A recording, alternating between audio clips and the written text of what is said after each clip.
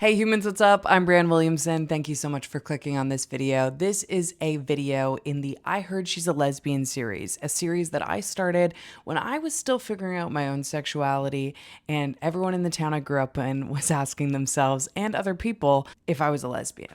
You know, the goss was going around town saying, I heard Breanne Williamson is a lesbian, and that stressed me the fuck out because I didn't even truly know who I was really yet. So this is a series dedicated to younger me, the person on that journey, sharing stuff that I have learned along the way, and hopefully it's helpful to you, or you can relate to it or feel less alone. Or maybe you've been out of the closet forever and you feel 100% secure in your identity, but you just like to listen to gay people talk about gay shit, because I'm with you there.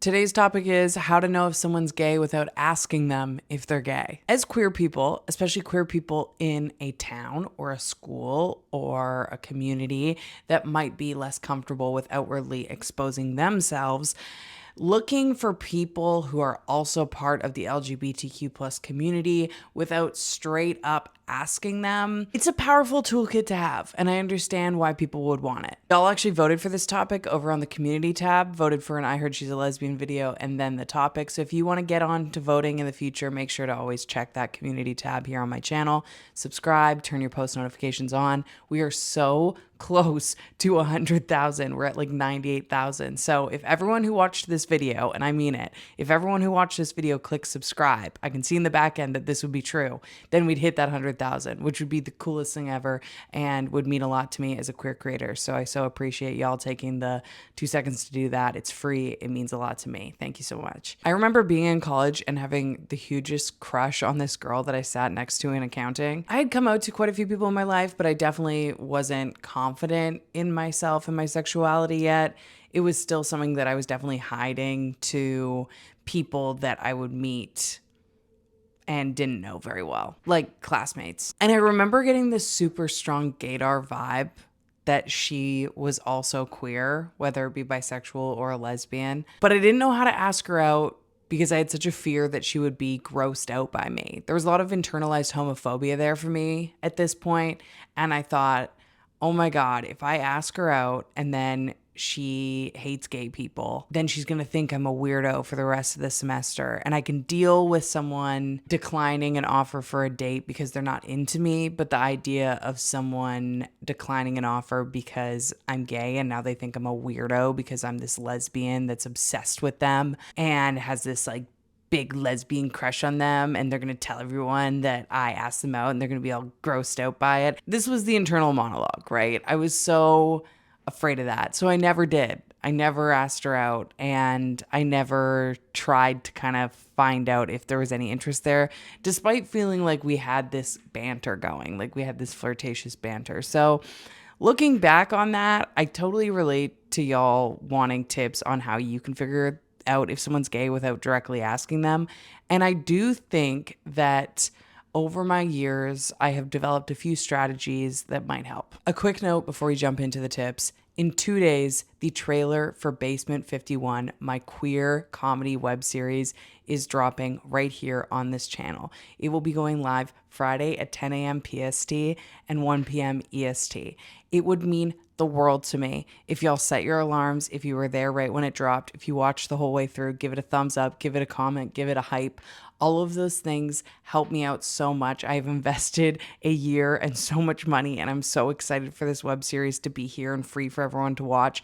And any of your support means the world to me. I cannot put it in words enough. And I also just really think you're going to enjoy the series. I think it's great. I'm super proud of it. And in 2 weeks, on October 3rd, and every Friday after that at 10 a.m. PST and 1 p.m. EST, a episode of Basement 51 series will be here for free on my channel. And again, YouTube really cares if people watch it right away in the first hour. So if you set those alarms, you watch it all the way through right away. Even if you watch it on mute the first time and then you come back and actually enjoy it later, it really helps me deal with this beast of the algorithm. And you know, the comments, the shares, the likes, the hyping it up, it means the world to me. And the one thing I'm so nervous about, I feel so vulnerable saying this, is people watching it. I think when you guys watch it, you'll like it. I'm not nervous about that. I am nervous that the algorithm is just not going to get it, and it's going to get shelved, and all that work, people aren't going to see it. So it means a lot, your support. Thank you so much. Let's dive into the tips of these videos. How to tell if someone's gay without asking them. These tips are going to go in order from someone that you don't know at all to someone that you have some sort of relationship with. So the first is obviously looking at their fashion and the way they show up in this world. Now, there's no one way to look gay, and I'm going to make an entire separate video in this I Heard She's a Lesbian series on flagging.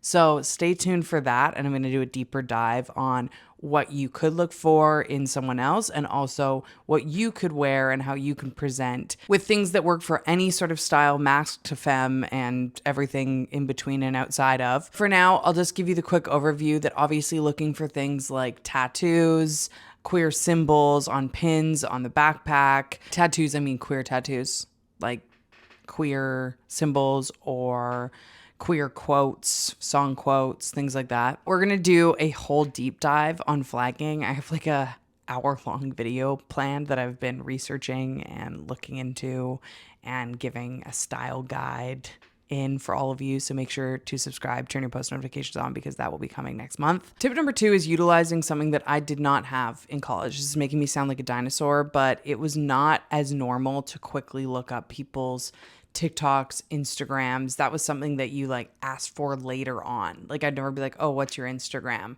when I was in my first year of college. And a lot of people at that point just didn't use it. So it was kind of Facebook or bust, honestly. So go to their social media, search up their name on Instagram or TikTok, and see if their profile pops up. The first thing you're going to want to look at is their bio. Obviously, if you see a LGBTQ plus flag, there you go. That's a win. Check those emojis in the bio description. Next, take a scroll through the post. Get creeping. No, I'm just kidding. We don't want to be creepy, obviously, but I understand the need for this. In order to find safe spaces and community, you sometimes got to vet first. I get it. So scroll through, keep scrolling all the way. There's a few things you can look for. One is a drastic style change. So if one point they were dressing in a certain way and then there's like a huge shift, this is something that happens for a lot of queer people. When they come out in their journey, come out to themselves, their style shifts drastically.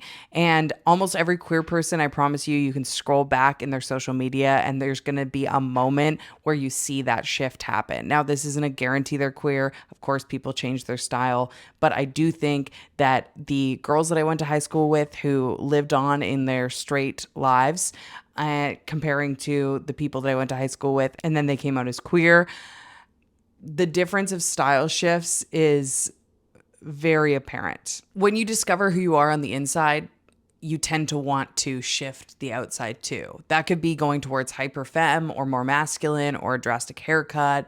Whatever it is, look for that style shift. Obviously, when you're doing the scan too, you're going to look and see if they've got any exes that they're posing with or current partners that they're posing with. See if they've got any pictures at a pride event or a gay bar. You know, look for context clues. Next, if they have it public, you can look at who they're following, because that is going to be a very powerful tool. I promise you that if they're following me, they're probably gay. I do love my heterosexual women who follow me. Thank you for being here. But let me just say, it's a sign that they're at least curious. But jokes aside, look for niche artists. Chapel Roan is not going to work anymore. Everyone and their mom follows Chapel Roan. Look for artists like Kat Burns. Look for Zolita.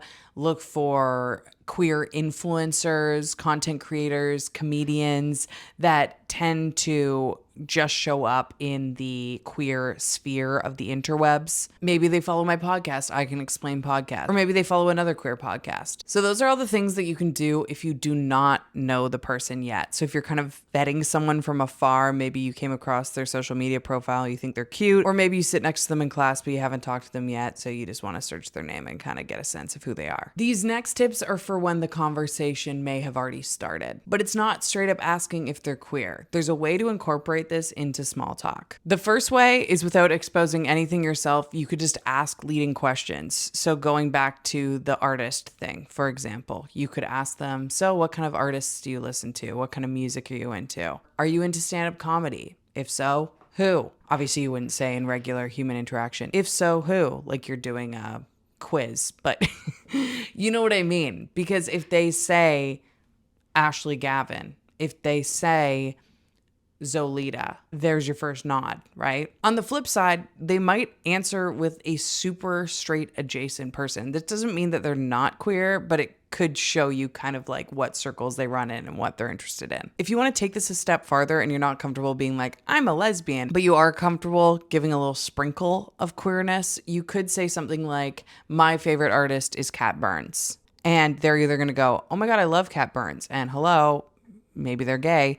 Or they might go, oh, who's Cat Burns? And then when you show them, when you pull it up on your phone or you send it to them, the next time you see them, they might go, oh my God, I love that artist you sent me. Okay, well, maybe there's a little intel there. Or if they already know about the artist, then obviously there's some intel. You could do the same thing saying, oh, I'm going to this comedy show. It's this lesbian comedian. This brings me to my next tip. When you share about yourself, I know it's scary to do. I told my story at the beginning, so I get it. At one point, I was also in that place.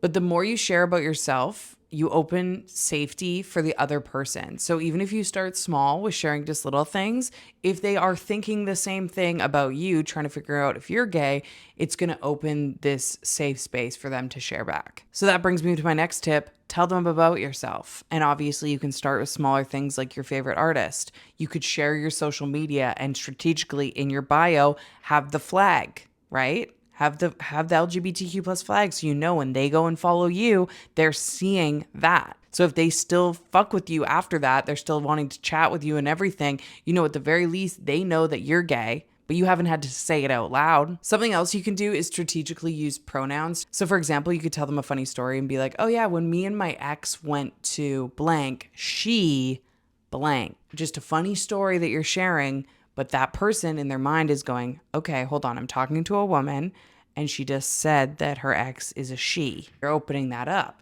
In turn, they might then share a story about their partner or their ex and use certain pronouns that will lead you in that direction. The more you open up, the more they're going to open up to you. Now, if you're doing this and you're hitting a wall, or you feel like they're pulling back or they're not engaging and sharing back, that's probably a sign too. I'm not necessarily saying that they're homophobic, but I am saying that queer people, when they find other queer people, tend to get excited about it and tend to share back. We love engaging with our own community. It feels safe. It feels fun to do. So if you're hitting a wall, they're either not queer or they're just not that into you. All right, y'all, that's the end of today's I Heard She's a Lesbian series video. I hope this helped. I would love to hear what videos you want in this series. Comment them down below. Let me know what topics you want covered. I'm super excited for that flagging video I have coming up, so make sure to subscribe, turn your post notifications on, and I'll see you in 2 days at 10 a.m. PST this Friday for the Basement 51 trailer drop right here on this channel.